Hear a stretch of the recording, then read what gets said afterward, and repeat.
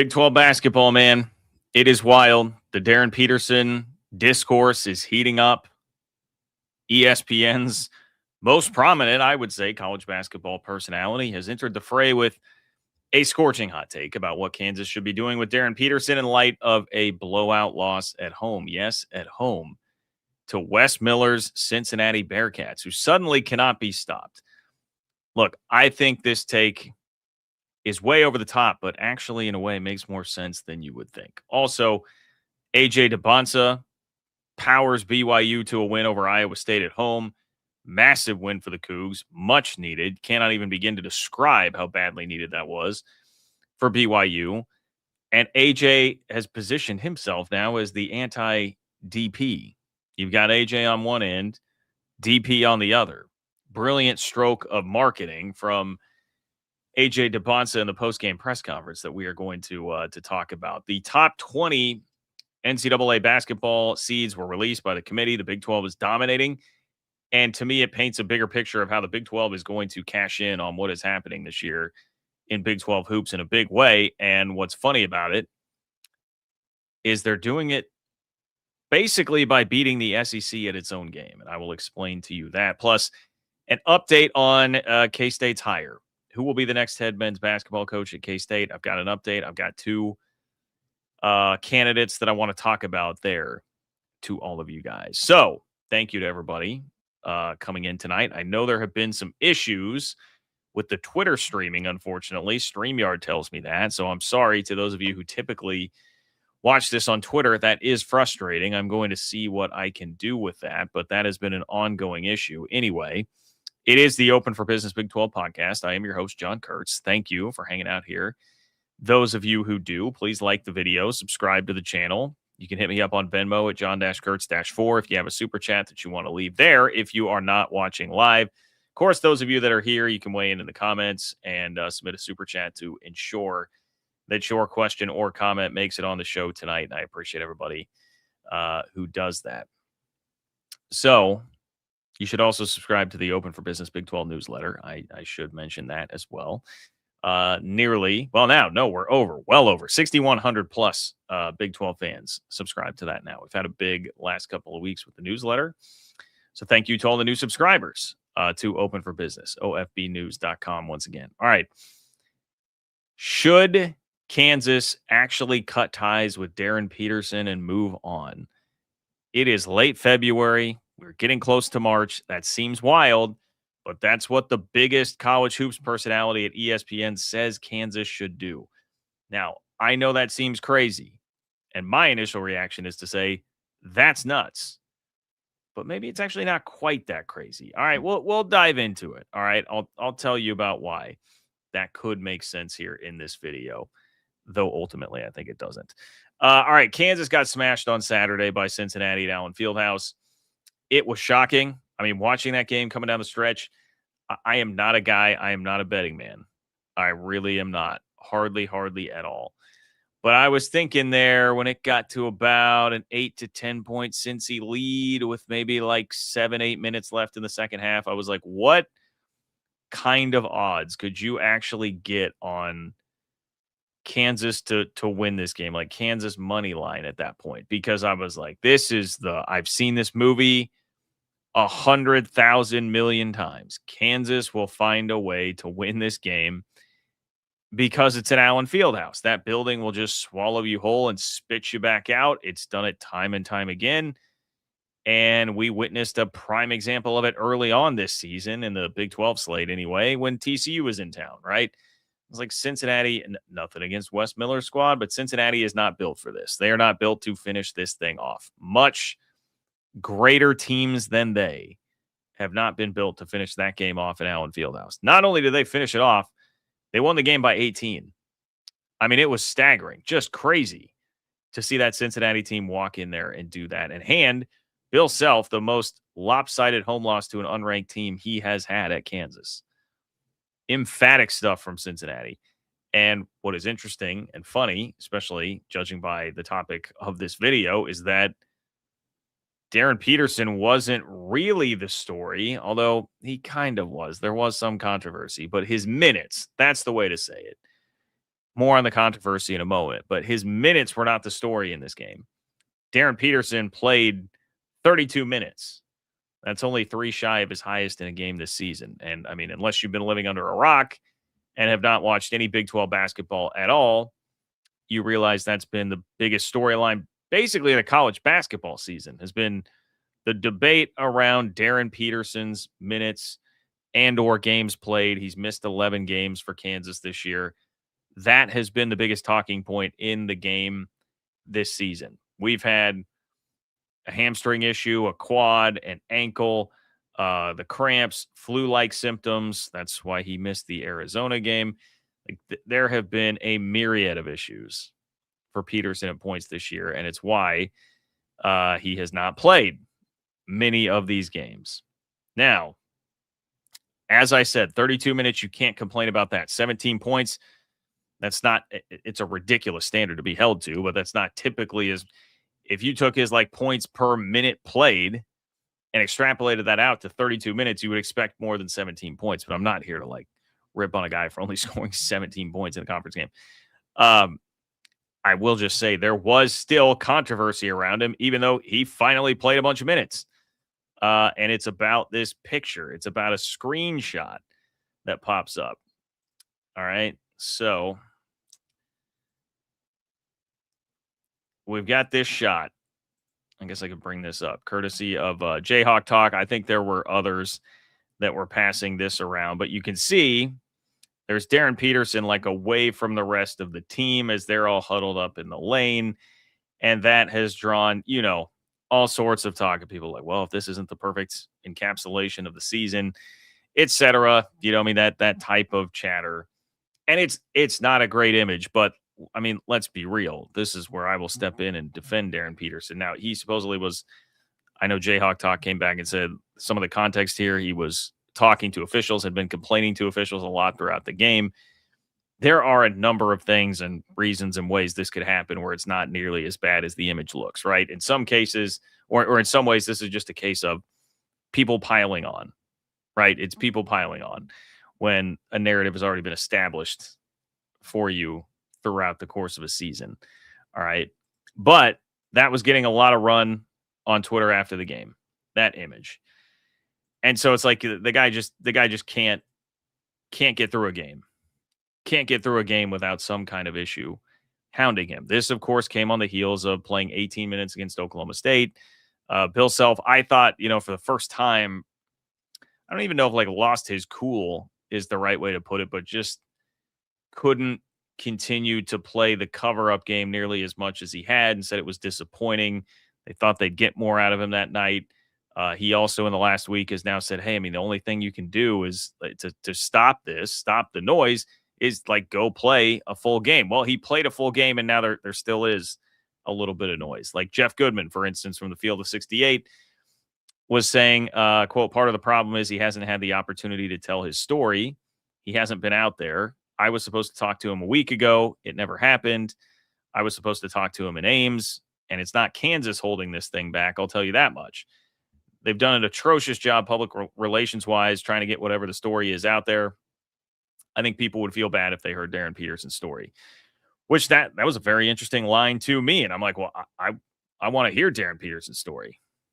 I want to hear Darren Peterson's story very badly, especially if Jeff Goodman is sitting there saying like, hey, people would feel bad for him. I don't understand what the reason would be to not put that out there, because it's leading to some wild takes like what we got from Dick Vitale here, which I'm going to show you in just a moment. But please do subscribe to the channel. Like the video, subscribe to the channel, pushing toward 35K subs. Appreciate immensely all of you guys out there who support the channel. So Dick Vitale is the one who brings this tweet and this take to you, man. And this is crazy. This is crazy.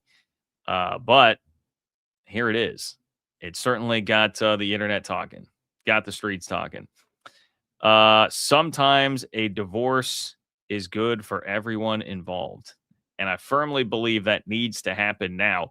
Even tags the official KU Hoops account, which touche for that. The official, you can see it right there, the official KU Hoops account. The Darren Peterson soap opera needs to end. It has to be a nightmare for all involved. So sad as Darren's talents are off the charts. That's wild. Dick Vitale, look how many, that got 1 million views. Dick Vitale's tweet got 1 million views, as you can see right there. So, yeah, that riled some people up, man, and rightfully so. That's crazy. Like, you're going to take the potential overall number one pick and say, it's like February, just hit the road, guy. Just get out of here. We'll be fine. Skedaddle. I think that's mostly insane. There is one lane I can protect Dick Vitale just a little bit. Only one lane, okay? And I will attempt to do that in just a moment. But I don't think anybody in the general public, I guess I'll say this first, I don't think anybody in the general public would blame Kansas all that much in the short term if they were to get fed up with it and just say, to hell with this, we're not going to deal with it. Because I think the general sentiment to Jeff Goodman's point is people are like, this is ridiculous. What is this? This guy should not be the number one pick. I think if you polled the average college basketball fan or the average just sports fan at this point, most people would say, yeah, I'm more on Kansas's side here. Kansas is getting screwed by this. He should not be the number one pick. You're seeing all the major debate shows at ESPN kick this around all the time. Huge topic. And so I think you'd have a lot of people that would certainly sympathize with you, would empathize with you if you said, we can't do this anymore. We'll see you later. But obviously the huge but here is if you're trying to win a national championship, you're not doing it without Darren Peterson this year. I don't that Kansas team minus him, they beat Arizona at home already this year. They've proven they can do some great things. Again, I would say see earlier points about Allen Fieldhouse. That building can just swallow people up. A little bit different if you're playing on a neutral site in the NCAA tournament. But point being, that team is still pretty good. Melvin Council, Flory Badunga, those guys could take you far. Maybe Final Four far. I don't know that it's going to be national championship far. So you're taking away a national championship ceiling, I think, if you were to do that. And ultimately, the only way I could see trying to make this case for Dick Vitale would be if you're just hey, look, if I'm Bill Self, I'm saying, man, I've taken so much flack for the last 3 NCAA tournaments, right? We have not made it past the round of 32 in the last 3 NCAA tournaments since my last national championship. There's been all this speculation and talk about I can't handle the NIL era. Everybody else now gets to pay their players, and so I'm no longer the same. You can tell by the tone of my voice how annoyed I'm sure Bill Self would be with that characterization of him. So if you're going to say, hey, getting rid of Darren Peterson actually raises our floor in the NCAA tournament, I'm just going to take that chance. I can't have another flame out the last 3 teams, but also the last team that had star power like this that I can remember at Kansas in terms of one and done guys, Andrew Wiggins, Joel Embiid going out to Stanford in the second round. I can't take that chance. I want to raise the floor of this team because to me, Darren Peterson raises the floor and lowers the ceiling of Kansas in March in the postseason. And Bill Self basically already said as much. He had a quote at one of these press conferences within the last week that was saying one bad day in March that can tank the season. That can ruin the season. So I do feel like you get a weird performance out of Darren Peterson and it throws the vibes off with the rest of the team. That definitely could be your season. So that'd be about the only thing. But I think, look, if you're Bill Self, one, what kind of message is that sending to future elite recruits that you would want to be bringing into your program? What kind of message? I don't like the message, I guess I would say that sends. And the main thing for Self would be, how many years does he have left? What does a Sweet 16 or an Elite 8 this year actually do for you? Versus take your shot, swing for the fences, go Adam Dunn this thing, strike out, or hit a homer. Because if you hit a homer, now all of a sudden you got 3 national championships. You're on the same level as a handful of coaches, but you're getting now to Bobby Knight, Roy Williams level with a 3rd national championship. That's the only thing that could tangibly change Bill Self's resume at this point as a coach. A Sweet 16 or an Elite 8, that's just a blip on the radar with everything he's already accomplished and how many times he's done that. but the national championship reigns supreme above everything else. And I don't know how long he has left. Look, I wish nothing but the best health-wise for Self, but you can't ignore that it has been a problem. There was another issue earlier this year where he had the AFib issue and had to miss the Colorado game. So he may not have a ton of years left in him. If you've got a guy with the talent level of Darren Peterson on your roster, I just don't, regardless of what Dick Vitale thinks, I don't think you can say, hey, we'll take our chances without you, even if that's going to raise our floor and, lessen the likelihood of just some total disaster happening. So ultimately, I see the point Dick Vitale is making here. I'm sure it is exhausting for everybody involved. Totally get it. But especially if there is a compelling story behind the scenes like Jeff Goodman was leading on there, you can't do this, man. You can't do this. Click here if you want to learn more about why Bill Self lost his cool a bit with Darren Peterson last week. That's for those who are watching the clip version. For those of you who are watching live, do not worry about it. Stick right here. Thank you, everybody, filing in. Nice audience tonight, despite the fact that we can't get the Twitter stream really to work. So thank you to everybody who is here. If you want to submit a super chat, click the $ below the chat box. Like the video, subscribe to the channel, pushing toward 35K subs. So many of you guys watch the channel a bunch, but don't subscribe. It does help me if we can get those subscriber numbers up. So thank you to those of you for doing that. It's totally free. John-Kurtz-4 on Venmo. If you want to submit a super chat there, I will kick off the next show with it. If you're not able to watch this live, that's a great way to stay connected and stay involved on the show. And subscribe to the Open for Business Big 12 newsletter. That's ofbnews.com. ofbnews.com to get subscribed to the Open for Business Big 12 newsletter. Pacific Northwest U bringing his wit as always, which I appreciate a ton. Pacific Northwest Ute says Kansas might stop caring about Darren, but NBA tank commanders like the Jazz still do #open forbidden. I like it, Pacific Northwest Ute. I didn't realize the Jazz were so bad until I went to hang out with my Explore Utah Valley friends a couple of weeks ago, and I was learning a little bit about that. So, yeah, because I didn't realize that the talk, I'm sure a lot of the talk around there would be like, hey, is AJ Dybantsa just going to stay in the area, right? Go play for the Utah Jazz. Yeah, interesting. Because listen, I enjoy the NBA like storylines, but I don't follow the NBA regular season at all.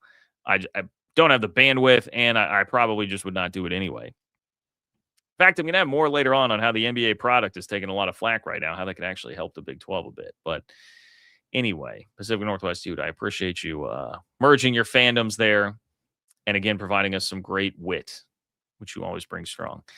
Browns and Beers, what's up, Browns and Beers? Thank you for being here. Browns and Beers says, in the spirit of the U.S. winning the gold medal today, hypothetically tomorrow the Big 12 is a hockey conference. Oh, what a question. Who are the 8 schools out of the current members that are skating? This is going to make me look bad. Do some Big 12 schools have hockey? I don't even know, but I was going to bring up the list here. If we were going to like look and see which Big 12 schools do we think could have hockey? Aren't the Tampa Bay Lightning pretty good now? Would that mean that UCF would be one of them? Well, I feel like Iowa State is like the Iowa State, Colorado. They've got to be, right? Utah would have to be. We'll throw in BYU, just feeling like winter sportsy around there. There's a good 4. Man. Cincinnati seems like probably like a cold winter. I'm just going like as cold as I can here with all of these. That's 5. What's the other one that I feel like there was another one that I kind of said. Texas Tech would buy a hockey team. So there's 6. It's all in good fun, Texas Tech fans. Texas Tech would probably dominate hockey if there were hockey. So 6. We've already got our Tech BYU rivalry baked in there. And then maybe like Arizona State. Close enough being out there, like kind of in the kind of in the mountainous region. I don't know. That's about the best I can give you. There's my 8. My biggest hot take would be Texas Tech would buy the best hockey team in the Big 12. That would be the take. Browns and Beers, thank you for the question. Thank you for your support of the channel. Roy Wall 8169. Yes, congratulations to your Cougars. My Cougars needed that win in the worst way. The season was spiraling out of control from all the injuries. Go Cougars, go Big 12. That was awesome. Marriott Center looked insane. Would have loved to have been at that game. That would have been awesome. And yeah, in the worst way, BYU needed that win. I'm going to talk BYU here in just a moment, Roy. So I appreciate you. But my boy T-Jax, 2027 NHL Winter Classic or bust, which I believe that's in Salt Lake, right? I'm trying to remember. NHL Winter Classic 2027. Yep, Rice Eccles. That's right. Okay, Rice Eccles. Yeah, would love to do it. Let's make it happen. My friends. Okay. So, AJ Dybantsa. Flip side of this, AJ Dybantsa is becoming everything Darren Peterson isn't. And there was a stroke of marketing genius in the post-game press conference from AJ Dybantsa that I want to point out here. I will tell you about that in this video and tell you why, like, Dybantsa's case for being the number 1 overall pick seems very strong right now. Sure seems like he's headed toward being a surefire number 1 overall pick the way these things are trending. Okay. So BYU got a monster win, and Dybantsa was a huge part, the biggest part of it. Again, cannot underscore how massive this was. BYU had lost 6 of 9, and it was just the vibes on the season were so low. It's not just the losing, because for a while there, the storyline was like, okay, like BYU's taking some tough losses going through this brutal stretch of the schedule where they're playing the best teams in the league over and over again, and they've been somewhat close. Obviously, the Arizona game, there was the crazy comeback, but they have not really threatened all that much to win one of these big games. And it was the storyline was developing. BYU is like a good team, not a great team. They don't have wins against great teams on the resume. Wisconsin being the only ranked team that they had beaten all season. Well, that's the simmering, lingering vibe. And then you lost the heart and soul of your team in Richie Saunders, who also, by the way, was probably going to be an All-American. Okay, so there goes one of the best players in the country who is like the heart and soul of your team. As great as AJ Dybantsa is, Richie Saunders was like, that's the heartbeat. That's the guy who's making every single hustle play. He made the team go. And not only do you lose him, but you see him, it's ACL injury. It just, the optics of it sucked. It took the life out of the arena. It was just, and then almost lost that game to Colorado, who was, that's not a good Colorado team this year. So the morale was very, very low. Very, very low. Now, suddenly, you got your quote-unquote signature win. Okay? You beat a top 10, top 5 Iowa State team. A team that just got a number 1 seed, according to the NCAA selection committee and the exercise that they rolled out there, right? So a huge win. And it just boosts everybody's morale. Like, needed, good vibes. Needed to turn the schedule over and look at it now and be like, all right, look, we stopped the bleeding. Obviously, we're still an NCAA tournament team. We are totally fine. And now we've got UCF, West Virginia, Cincinnati, and then Texas Tech at home. Now, all of those teams right now are at least somewhere on the latest bracketology graphic. So I'm not saying this is like an easy stretch, but it is a much more manageable stretch than what BYU had been dealing with. And you can say, all right, and then Tech at home at the end, it's like, well, JT Toppin's gone.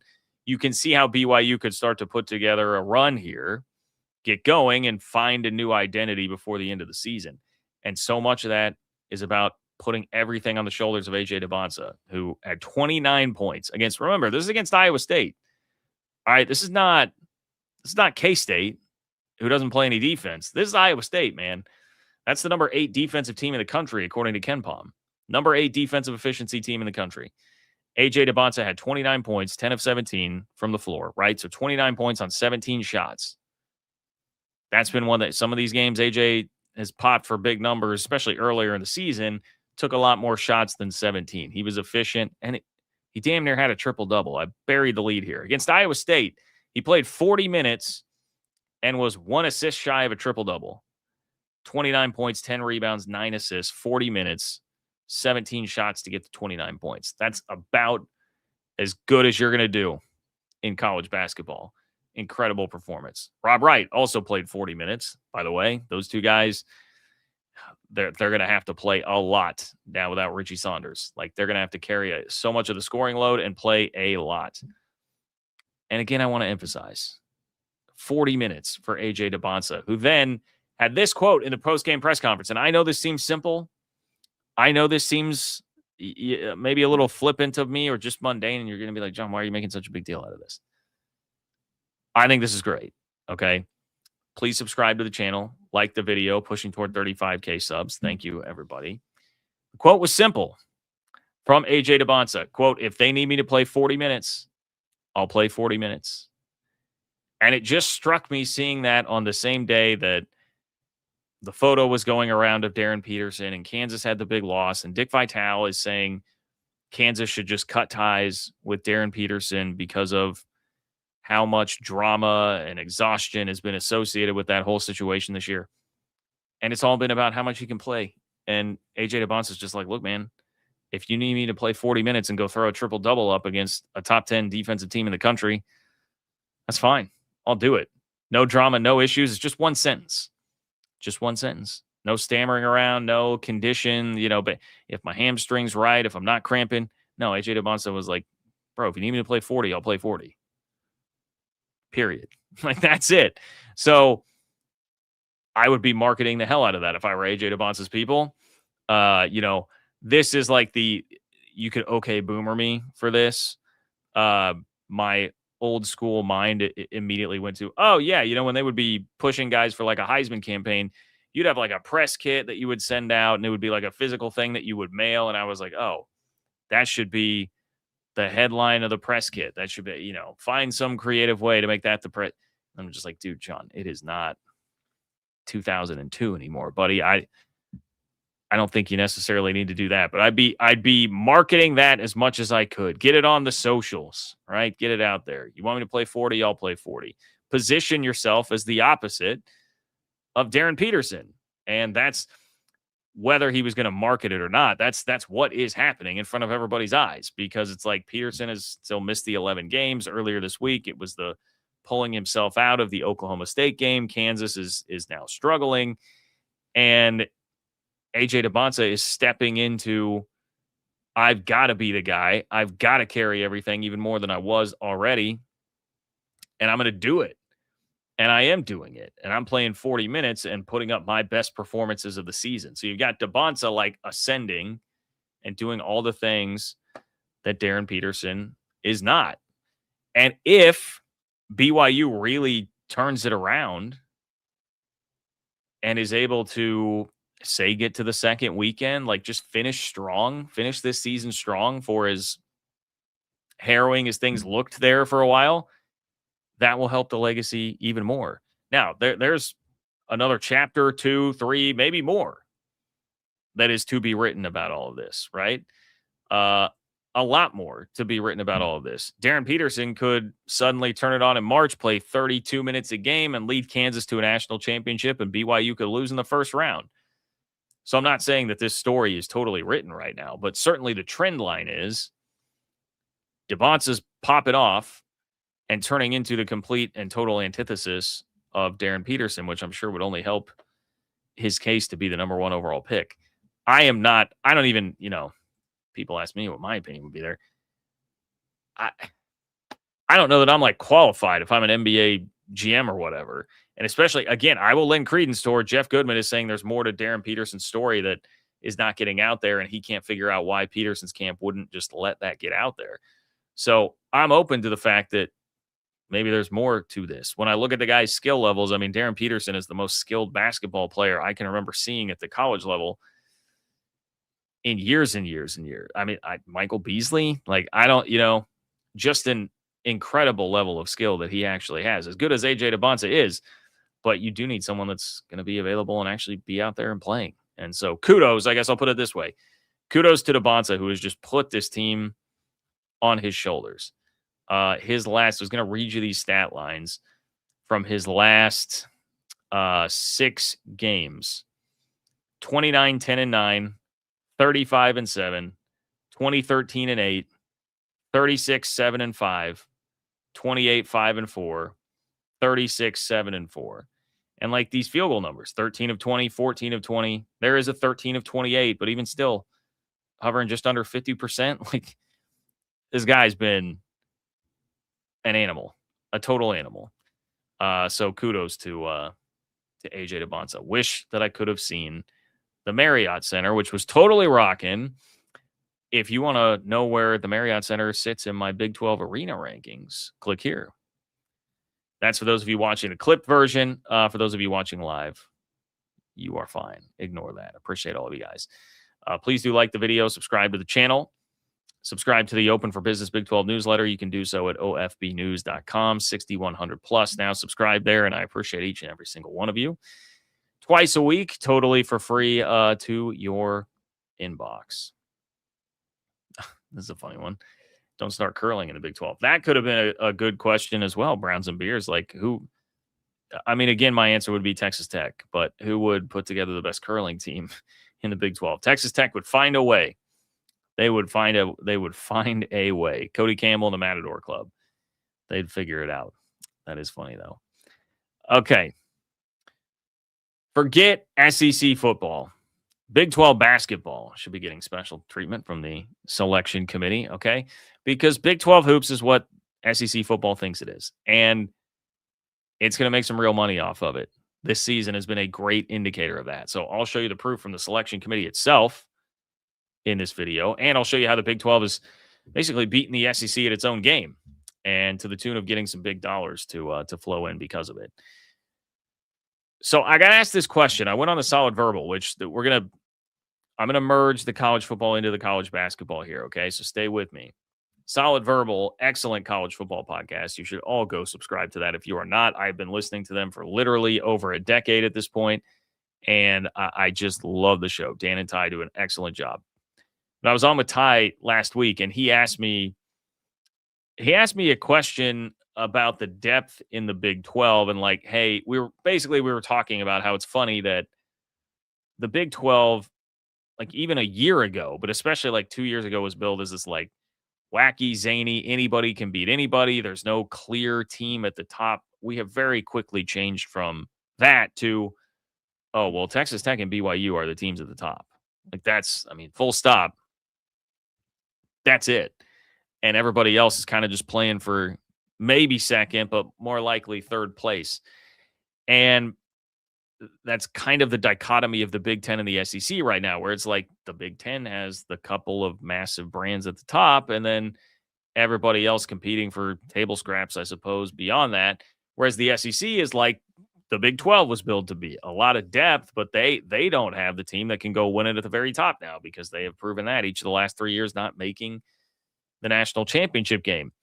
And so it's funny to me how much that narrative has shifted on the Big 12, where it's like now the Big 12 is actually kind of what you would rather be. Ultimately, you want more teams that can do damage in the playoff and be really good at the top and have dominant, trusted brands. And that's really where the Big 12 has pushed itself. And the question would be then, can you develop quality depth behind that? Can you keep quality depth behind that? Now, for the record, I think Big 12 football can do that.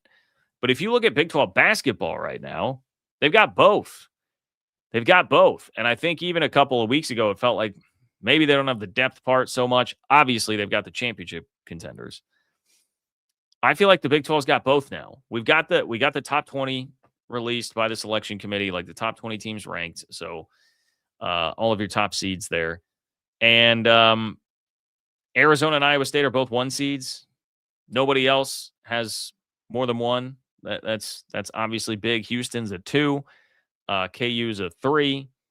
Texas Tech is a 4, even without JT Toppin, which was one of the most interesting parts of this exercise. I keep saying the top 20, by the way, guys. I mean top 16. But very interesting part of this is that Texas Tech gets the respect to stay in as a 4, even without JT Toppin. Okay? Arizona 1, Iowa State 1, Houston 2, KU 3, Tech 4. You've got national championship contenders. To me, Tech without Toppin, I got to take them out of there. I would have kept them in with it. I mean, Tech has those 3 top 5 wins, but Houston, Arizona, Iowa State, and Kansas, I'll still keep there because of the upside of Darren Peterson. understanding that that seems like a bit of a fool's errand to count on it. I'm not really counting on it, but I think it's fair to keep them at least in that conversation.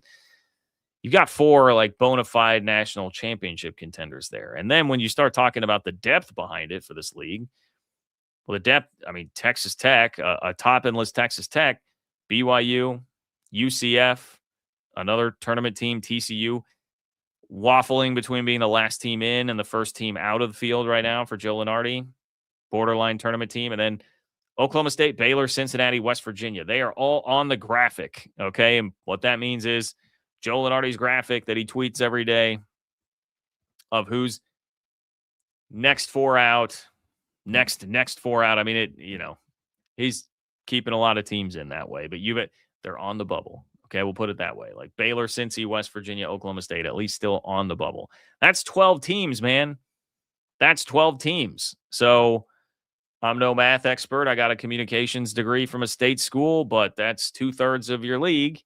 That's at least on the bubble of the NCAA tournament. And we're talking about some of this depth being Texas Tech, BYU, and UCF. Like, that's really quality. And then you've got that bubble-licious tier of TCU, Oklahoma State, Baylor, Cincy, West Virginia.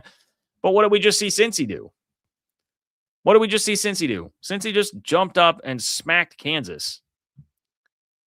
Just jumped up and smacked Kansas in Allen Fieldhouse. All right. So that seems to me to be one of those like SEC-esque talking points, right? Like, oh, if you threw Cincinnati in the ACC, they would just kill. Look at what they would do because they just did this to Kansas on the road. Right. So it feels to me like the Big 12 right now is kind of best of both worlds here. And funny enough, the narrative on the SEC football-wise has shifted from they have all these national championship contenders and a ton of depth. Now it's like, oh, wait, hey, Big 12 basketball is that. Legit, solid depth, and then big time national title contenders up at the top. Please do subscribe to the channel, like the video as I push toward 35K subs here. And this is really where the Big 12 is beating the SEC at its own game, right? Nailed the quality depth piece of the equation while still maintaining the national championship contenders. And boy, I wish Houston would have won the national championship. They were damn close last year, but they did play for a national title, right? So you've still got that one up there. And branching out bigger picture here, when I say they're going to beat the SEC at their own game and take some money for it along the way, we have not talked about the decoupling of basketball and football for a while, but when you think about trying to milk the most value out of your basketball product as you can, think about what has happened this year and how beneficial it's been for the Big 12 and the exposure and the overall basketball product, man. Like I just said, you've got 2 number 1 seeds here at the top 16 reveal. You've got 4 legitimate national championship contenders. The 2 most high-profile players in college basketball play in your conference in Darryn Peterson and A.J. Dybantsa. And if we're going to push it beyond that, Koa Pete plays in your league. Kingston Flemings plays in your league. Like, you've got some really high-profile guys that are just attention magnets across the country. And you've just been tearing up ESPN. I mean, we talk so much about ESPN and how it's lifted SEC football over the last 20 years using that platform. I mean, Big 12 all over. I know the Big 12 is all over a bunch of different networks, and I love that about the Big 12 basketball deal. And there's been some really beneficial things about that. But Big Monday is a showcase, and man, it's just been banger after banger after banger. The latest of which was Iowa State Houston. Guess what we get tomorrow? We get Kansas Houston at Allen Fieldhouse. It's just banger after banger every Monday. And then it seems like every Saturday, College Game Day is going to another one of these games between 2 Big 12 teams. Great game, by the way, with Arizona and Houston. With Arizona, really impressive stuff without Koa Pete to go in and beat Houston, kind of out-physical them, out-tough them, those guards. Del Orso and Bradley for Arizona controlling the game. You get one of those every weekend, and College Game Day's going there. Like, just the amount of exposure that the Big 12 has been getting this year, just all across the board. It's everything you could really ask for. And now Brett Yormark gets to take that and sell it as a separate entity, perhaps for the next TV deal to make you some extra money. And the other thing, I know I touched on this earlier, but I see more and more. Again, I'm not somebody who's watching the NBA regular season on a regular basis at all. But I see more and more people complaining about the NBA product and how it's turned into just too much 3-point shooting, just not enough action that's going on in the typical game, and you have all the load management stuff. The NBA seems to have some issues, and it's dipped a bit in popularity now, which theoretically would lead some people back toward, all right, well, let me just throw on ESPN and see what I got here. Well, what I got is Houston and Iowa State coming down to the wire in Ames. That's incredible television. Like, you got a good chance to hook some more people back in that way. And I would think this has to be a year that has just done a ton of good for the Big 12 from a reputation standpoint and from a future earnings potential standpoint with basketball. Now, don't get me wrong. I'm not here saying that this is going to be, it's going to cut the deficit, the gap in half that you have between the Big 12 and the SEC and Big 10. I'm not saying that. I'm not under any illusion that it's going to be a massive difference that's going to claw yourself way for. But I think it can be a tangible difference. It may not be massive, but I think it will be a tangible difference if and when you get to that point to decouple the rights, especially if things keep going the way that they are right now. Now, also really helps if you perform well in the NCAA tournament, win a national championship. Need to go capitalize on that and do that. Houston got really close last year. Could not quite get over the hump. But for right now, I'm very encouraged. I feel like this basketball season has been about everything you could have asked for, minus, I guess, the injuries, right? Like JT Toppin and Richie Saunders, that sucks. But other than that, things have been going swimmingly. Okay, one topic left. I see you guys in the chat already asking about this a little bit. We are going to talk K-State and who the next coach perhaps might be of the Wildcats. But I do want to remind you, please do like the video, subscribe to the channel. All of that really, really helps. So thank you to those of you who do that. Please subscribe to the Open for Business Big 12 newsletter, ofbnews.com to do that. That is ofbnews.com. Thank you so much to all 6,100 of you who do subscribe to that already. Okay. There is one candidate that I perceive to be the most likely to be the next head coach at K-State, but the interesting thing about that is it may be contingent on another Big 12 job not coming open. There's also a candidate that I think has a strong chance at the job that probably will not be very popular. Okay, so I'll fill you in on some names to watch and what I would prefer to happen here in this video. So really the only tangible public update that you've got on the K-State coaching, I'll just say situation, since the last time I spoke to you, which was talking about the athletic and the legal experts that they had talked to, thinking that K-State does at least have a case to possibly settle. Jerome Tang attended the Wichita State game on Saturday. And I know that, Drew, some people wanted to get their jokes off and talk about that. He's seeing his guy, Paul Mills. They were on the Baylor staff together for 14 years. That's his dude. He's been very open about that before when they played Wichita State. Not surprising to me. And I don't know. That seems like there are plenty of things you can be critical of Jerome Tang for. I don't think going to attend the Wichita State game to see his friend is one of them. I didn't like people getting in and taking cheap shots at that. I don't think you need to do that. Let the man live his life. Now, as far as things behind the scenes, I do get a sense that there are two guys that I think are definitely going to be heavily involved if and when the time comes. Obviously, some of that's going to be what happens with seasons that are going on right now. I do want to start with this, though. One thing I wish was getting more run, and I know I'll get bombed for this a little bit. I'm just going to throw it out there anyway. This is a total pipe dream. Total pipe dream. I already came on. One of the first things I said when we were talking about this job being open, one of the first things I said was Brad Underwood's not taking the job. I am under no impression that he is. I'm not pushing that at all. K-State fans, we can't do that this time. Brad's been a tease to K-State in the past without, I think, legit serious interest, extra leverage at Illinois, all that. It was not seriously going to happen. But the interesting piece of it now is that Tyler Underwood, his son, is 29 years old at this point, and he's drawn some really nice praise lately. Okay, so hey, Jerome Tang said at one point, let's embody the Houston model. He didn't follow through, but he said, let's embody the Houston model. Well, the Houston model includes the son of the head coach being the head coach in waiting, right? So can you throw out a Brad Underwood, Tyler Underwood package here where it's Brad Underwood is your head coach for like the next 5 years. Wait until Tyler gets into his mid-30s and then he takes over, making a head coach in waiting salary. You know, K-State was just paying $550K to 2 different assistants. Can you pitch something like that? Can we try something like that?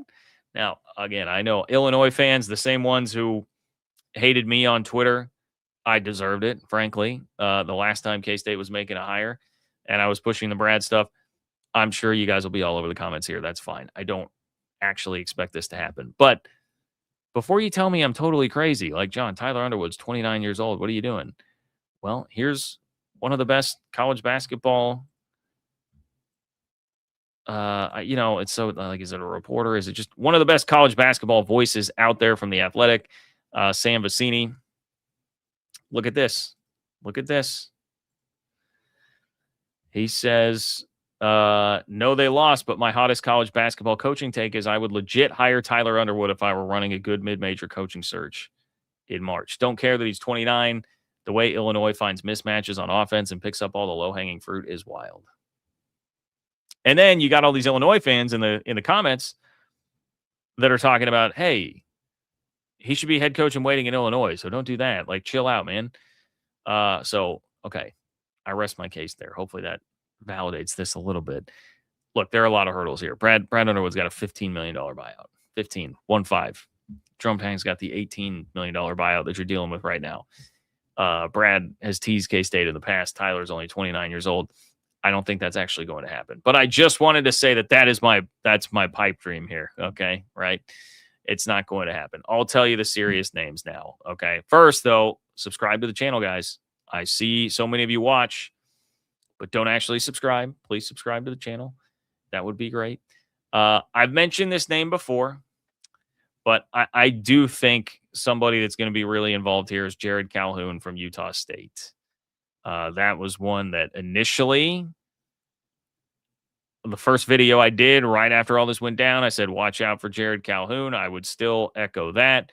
26-8 last year at Utah State, 23-4. This year, he's projected as a 7 seed right now by Joe Lunardi in the NCAA tournament. Before Utah State, he was at Youngstown State and spent 7 years there, got the program eventually to back-to-back 20-win seasons. That's not been a good basketball program at all. Got them to back-to-back 20-win seasons, won a regular season Horizon League title at one point there too, and was the Horizon League Coach of the Year.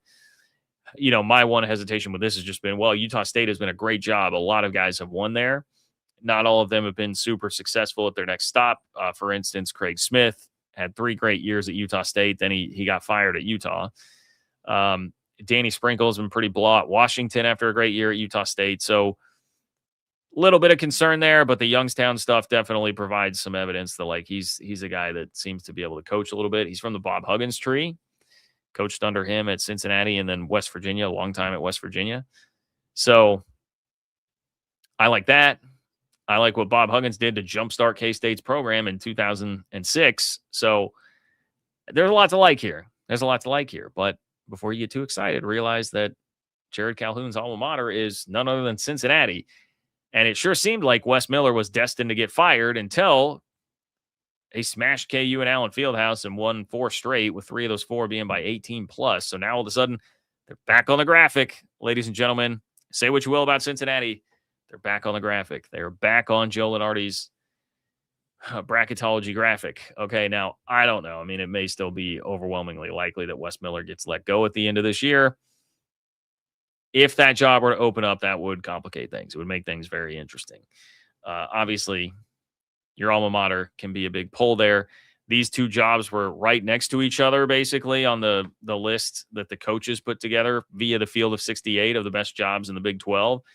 So it doesn't seem like the coaches perceive there to be a ton of difference between the 2. I would say, I'm sure he would consult with Bob Huggins. Bob Huggins speaks very highly of his time at K-State, and I don't think the relationship's great with Cincinnati there. Maybe that would help you. I don't know. And there's also, like, Ohio State could open too, and then that's, you're back in the same area there. So, like, a lot of complicating factors could come up with that, but I do anticipate that that's somebody that K-State may be able to get. I would continue to keep that as a name to watch. Now, the name that I don't think is going to be popular that I'm going to bring to you here is Chris Holtmann, who was formerly at Butler, then at Ohio State. He's currently at DePaul.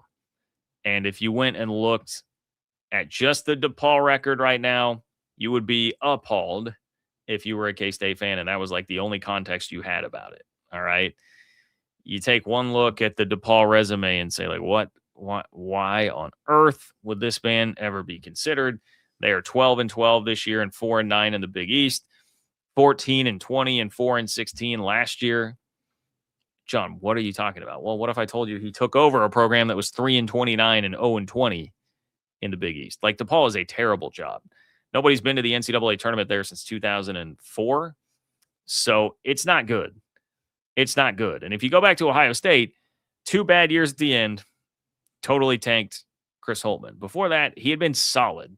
Not great, but solid. 4 straight tournaments. 3 of those went to the round of 32. It would have likely been 5 straight NCAA tournaments, if not for COVID, I believe, based on the resume they had put together there. But then the flip side of that is, okay, they were making the tournament every year. They also had double-digit losses almost every single year. I think his first year they had 9 losses. Other than that, it was like double-digit losses every year. So they were always like a 20, like a 23-10 or a 21-12. That was kind of what he was at Ohio State. Now he's very good at Butler, but at Ohio State it was just he was solid until it fell off. So, like, I don't know. I mean, if you're going to go the retread route, I think that's the leader in the clubhouse there. I put it that way. I'm not telling you how to feel about it. I could probably look like I could get behind it. I wouldn't. It's not like I don't think this would be Texas A&M trying to hire Mark Stoops, where you'd have fans revolting to the point where that would get sent back. But I do think that would be a hard one for a lot of people to like totally get behind. So that's a bit of an update. I would give to you there. I see I've got a couple more super chats to get to before finishing this off, but that's a bit of an update I'll give you for right now. I think this thing could still twist and turn because we've got a long way to go. It's still February 22nd. There's a lot of season to play out for these guys that are still coaching teams. I don't think this is going to turn into a Lane Kiffin situation where like Jared Calhoun's going to leave an NCAA tournament roster behind, right? Like, different. That kind of underscores how ridiculous the college football calendar and situation is right now. Anyway, it would help K-State if they had some of the money from Jerome Tang's buyout back, the $18.7 million there. Does K-State have a legitimate chance to get that money back from Jerome Tang's buyout? Click here to find out. That's for those watching the clipped version. For those of you that are live, don't worry about it. And let me get to a couple of super chats. JJ Jazz Forge. What's up, my friend? Dybantsa promo idea. AJ might drop 40 on you. That's pretty good because, yeah, you got a double entendre there. He might drop 40 points. He might drop 40 minutes. He might drop both. AJ might drop 40 on you. You should get in touch with AJ's people, man. Get in touch with Dybantsa's people and see if they like it. I'm with it. Allen, what's up, Allen? Allen says, ouch, since he's a pretty good team. Since he looked great, man. Since he looked great. I mean, just once in my life, if I could see K-State do that to Kansas and Allen Fieldhouse. I mean, I was conscious to see them do it in 2000, and that was 2005, right? With Woldridge, 04-05 season, I want to say. I've seen them win there. I've not seen them just put it on them by 18. I know K-State won there like in 94. I was like 5 years old. That's the long and tortured history. There you go, Kansas fans. The guy that was mad at me for titling the video around Dick Vitale's opinion of Darryn Peterson, there's that for you. My pain of watching my squad play at Allen Fieldhouse my entire life. Allen says, doubts about DP ever living up to his full potential. Missing Frank White. Rock Chalk Jayhawk Allen. Yeah, it is. I would say it is not the smart thing to bank on, hey, he wasn't doing it in November, December, January, February, but he'll turn it on in March. I don't think that would be like the wise thing to do or believe. But I suppose there's a plausible explanation where you'd say, well, his people are going to want him to shine in the NCAA tournament when the lights are the brightest, and there's more to gain from that than anything else disproportionately. So we'll let them go for that. Maybe that could happen. Maybe that could happen. We'll see. Allen, I think you guys will be fine. By the way, I have to imagine Kansas was looking ahead to Houston, and that is a part of why you saw what happened to them. So I would not be too terribly down if I were you. But Allen, I appreciate you being here. Thank you, my friend. Thank you to everybody for tuning in tonight. Please do like and subscribe on your way out. You can hit me up on Venmo at John-Kurtz-4 with a question or comment there if you didn't watch this live and you want me to get to it on the next show. Let's see. Open for business. The Big 12 newsletter is ofbnews.com to get subscribed, or click the link in the description of this video. 6,100 plus have subscribed now. Continue to grow. It's free. It comes to your inbox twice a week. Thank you all who do subscribe there. Enjoy the rest of your Sunday night. Hope you all have a wonderful week, and I will talk to you very soon.